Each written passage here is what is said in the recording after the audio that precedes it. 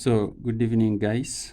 In today's lesson, we are going to learn about to investigate the gas produced during photosynthesis. I hope you're able to see that. So, one thing you need to note is that oxygen gas is a byproduct of photosynthesis.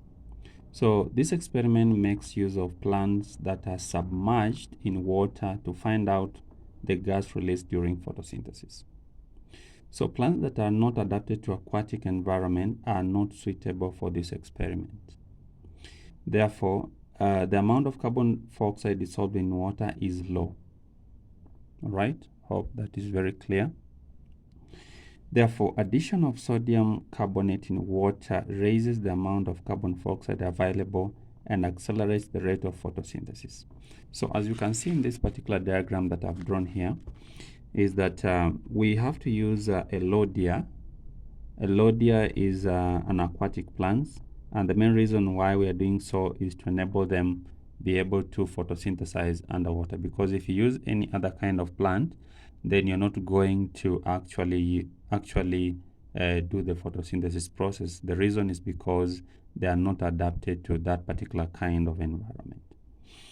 Now, besides that, what I really want you to know is that in this particular experiment, you have to add sodium hydrogen carbonate in water to increase the amount of carbon dioxide in that particular water. I hope that's very clear, as you can see. And besides that, there are some questions that I really want you to see, because they might come in an exam. And the question they will ask in this particular kind of experiment is that which gas is produced during photosynthesis? Basically, the answer to that will be oxygen.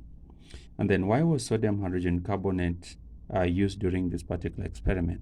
Our answer, we have said here, is that to increase the amount of carbon dioxide in water. And then lastly is that explain why submerged plants are used instead of terrestrial plants in this particular experiment.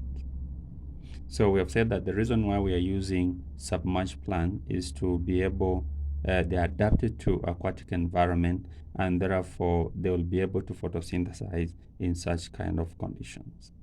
So that is the questions they can be able to ask you in such a scenario when they bring for you this kind of question. Thank you so much for watching. See you in my next lesson.